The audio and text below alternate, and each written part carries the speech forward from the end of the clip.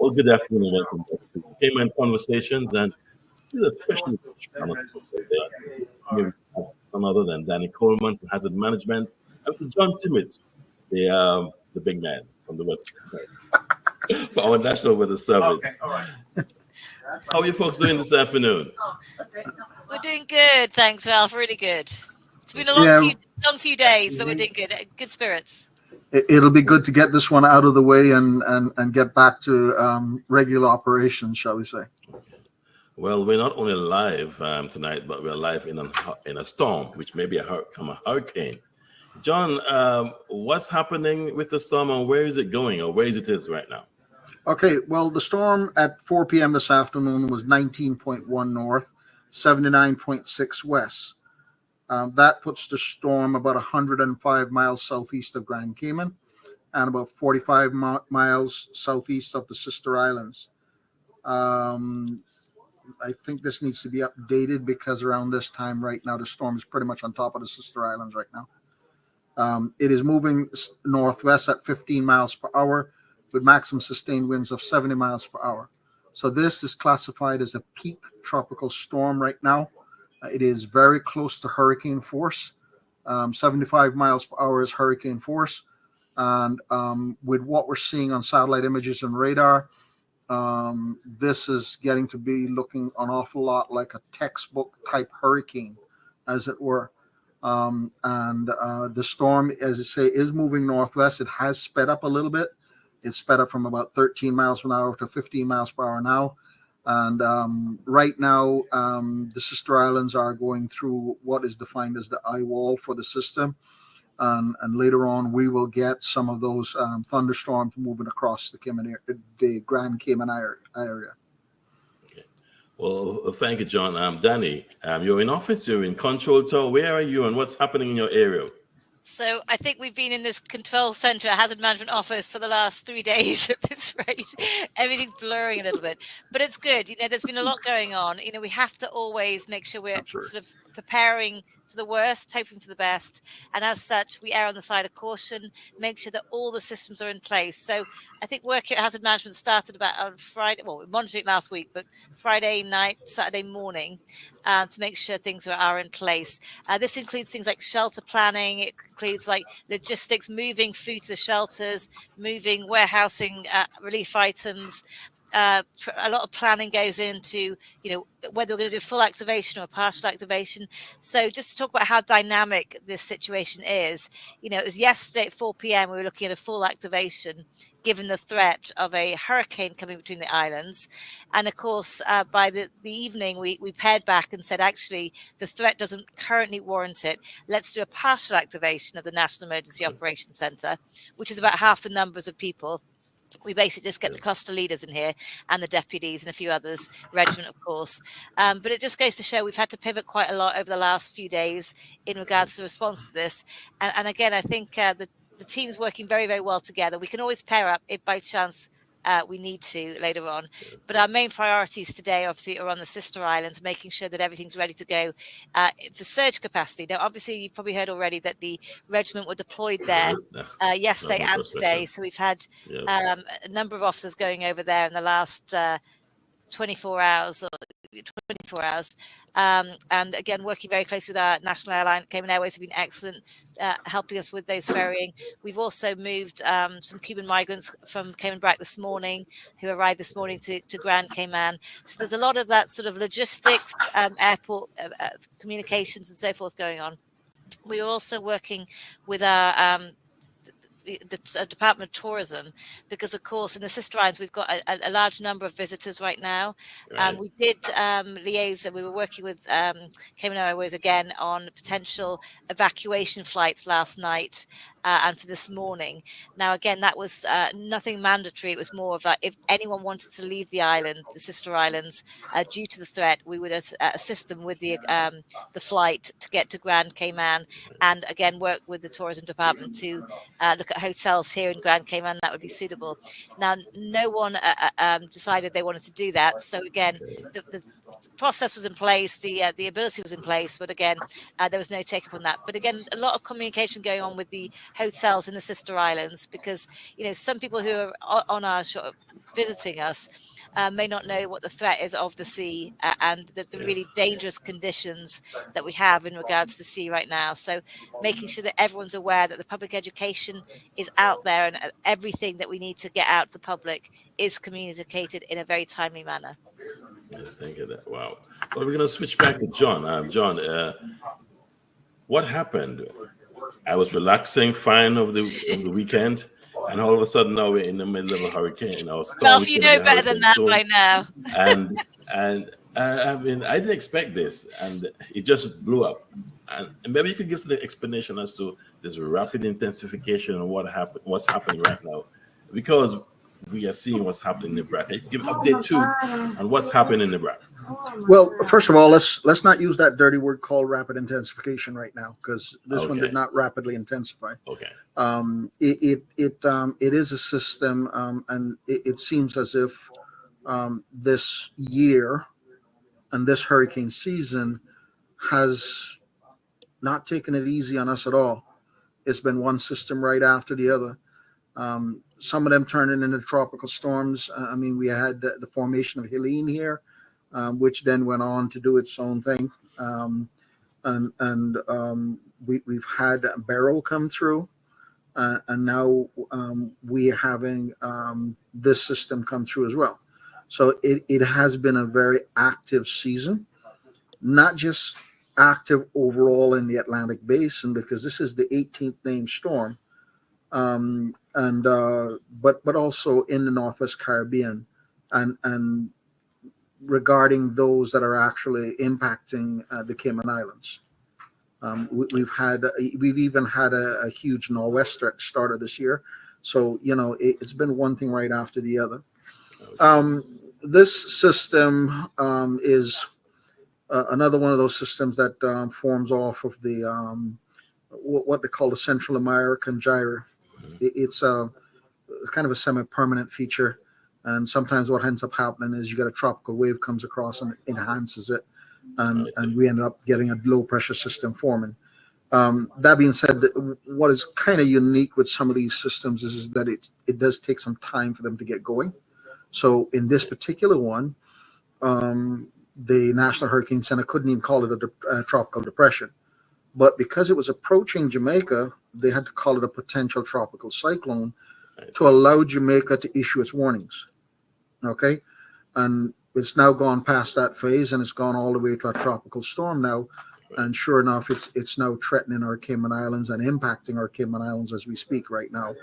And I am going to be surprised if either the 7 p.m. bulletin or the 1 a.m. bulletin, which are the next two bulletins we'll get from the Hurricane Center, one out of the two of them will say that this thing's a hurricane.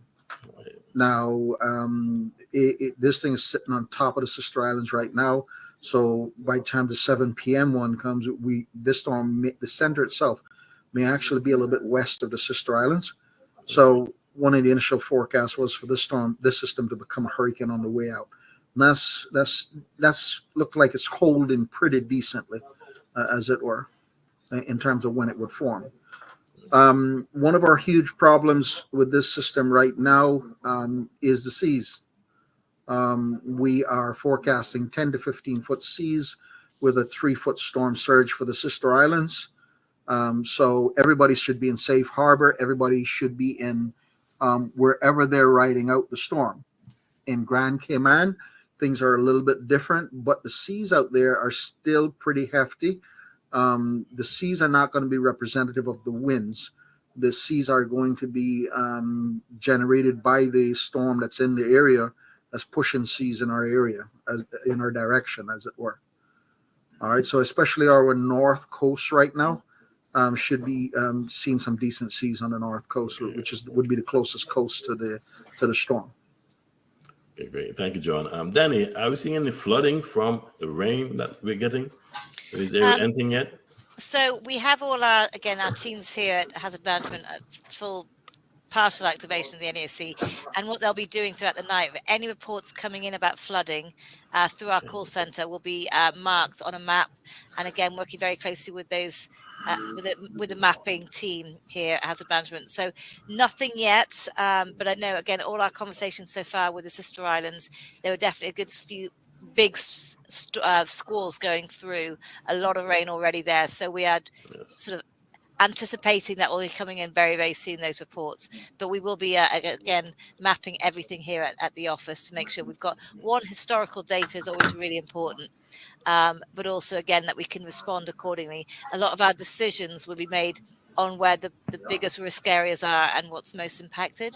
So, of course, as a result of that, we will make sure that, once we map it, we can see, okay, what response do we need to do in that area, and how are we going to do logistically wise? How do we get to evacuate these people, or how do we get relief items to those people? So there's a lot of planning goes into when we get that data back in, we can plan our response accordingly.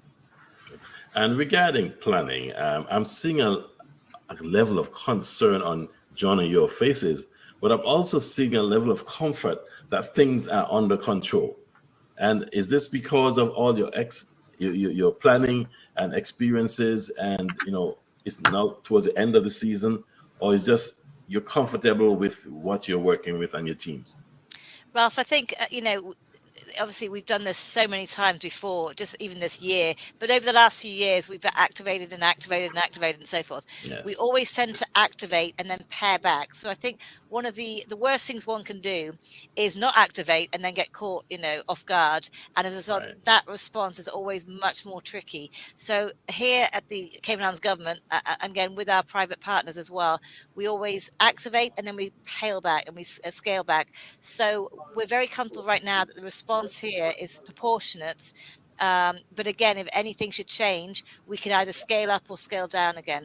As I mentioned, majority of the next few hours planning will be on how do we respond tomorrow to sister islands? How do we get the surge capacity? How do we get the relief items? But I think, again, we've done a lot of work over the last few years. Every time we have an incident or a exercise, we make sure that we apply the lessons learned. We always have a hot debrief, and we always have a much more comprehensive debrief a few weeks later, and then we learn from those lessons. We don't just put them in a report and not go back to them. We make sure that we implement any changes we need to. So always constantly striving to be as best as we can as an organization together, working together. But again, making sure that we are having those hard conversations aftermath of any emergency. What went well? What didn't go so well? How do we make sure we change those things to make sure the next response is more effective, and constantly striving to be the best, really the best in the region. As far as we want to strive to be the best in the region, we're doing our best to make sure that our decisions are evidence-based, and we're doing whatever we can to make our responses as effective as possible.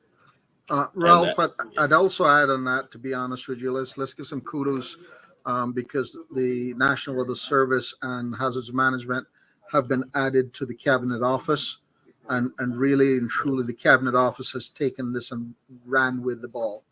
Okay. They have worked with their comms team to improve, put in a very robust comms plan.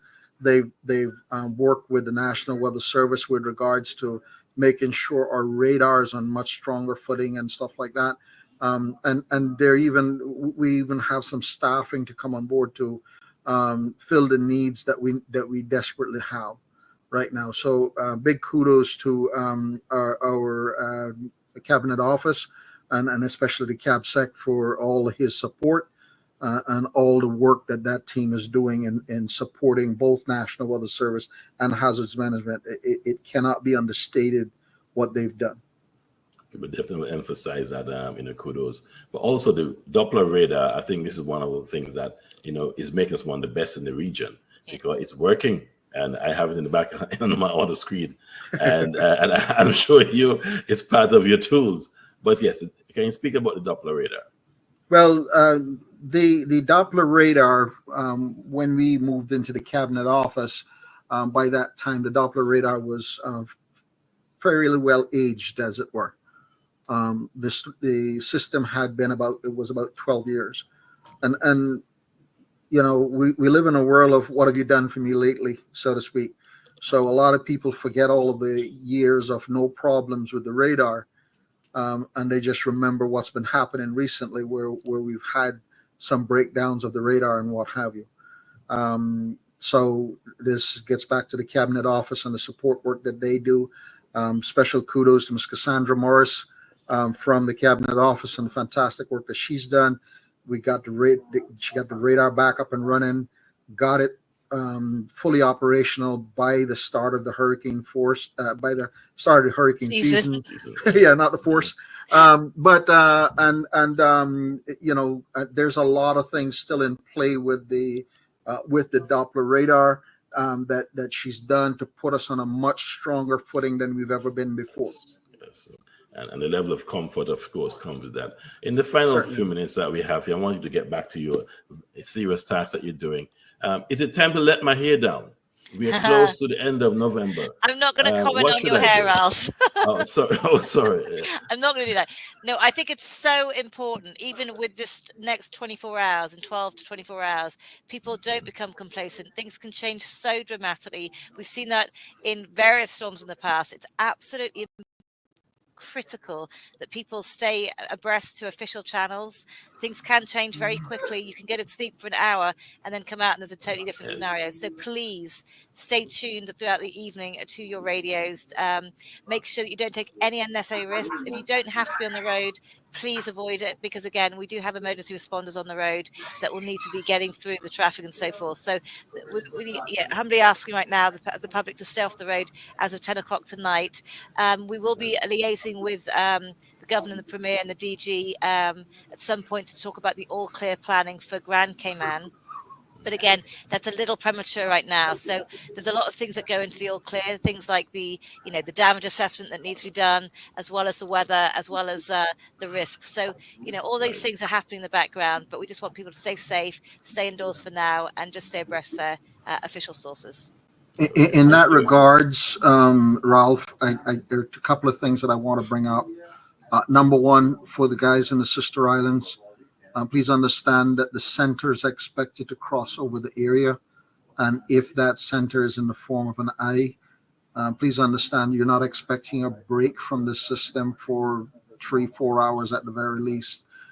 So don't get fooled if the eye does come over the top and you think the storm has gone about its business. It ain't gone about its business. It's just a storm center passing over. The second thing basically has to do with Grand Cayman. I know the storm is up there by the sister islands and what have you, and there is people in the Grand Cayman that are feeling very comfortable and very safe right now. And I'm not here trying to necessarily scare you and tell you you've got a hurricane coming. But looking at the satellite images and what have you, we are expecting some heavier thunder showers associated with this system to move across Grand Cayman. All right. So be careful with those kind of things. That's why I think they're talking about a stay in place or whatever for later on tonight for Grand Cayman is some of the things that they're trying to consider and what have you. Not tropical storm force winds, not hurricane force winds, but strong torrential downpours are likely later on tonight. Okay. I'm hearing some business places advertising that they're open for business as usual. And I think they should heed these warnings very much. Yeah, we are asking that the private sector to look at the warnings. And again, there's times it looks really safe and really, easy breezy, beautiful, but actually there's a lot more coming. So please just stay safe and don't go outdoors unless you need to. All right. Well, thank you, folks. Thank you very much for taking out time to come and talk about this and letting us know what we should be doing and where do we get our information from besides Caymanian Times. CaymanPrepared.ky. Social media pages, hazard management. Cayman Islands National Weather Service, www.weather.gov.ky. And we also have our Facebook page on there to get you some information that is current and up to date. Well, thank you very much. And we hope to see you after the storm. We can have some more conversations on what's next. Red light.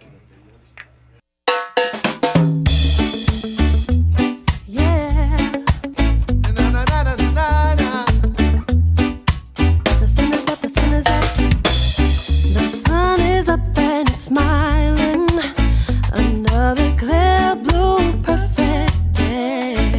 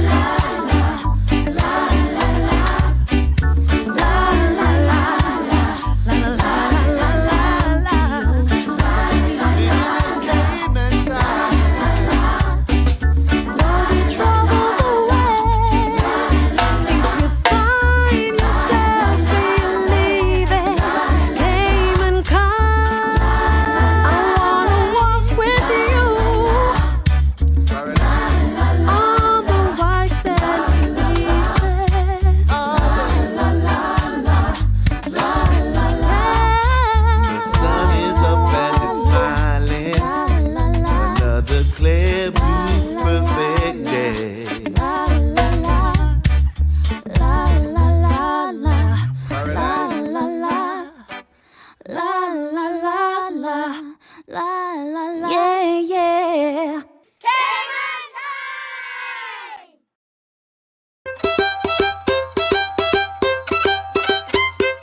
Muncie boat in the sound, boy, Muncie boat in the sound. When you talk about Blue Swab head all around. Muncie boat in the sound, boy, Muncie boat in the sound. When you talk about Blue Swab head all around. Muncie boat in the sound, boy, Muncie boat in the sound. When you talk about Blue Swab head all around.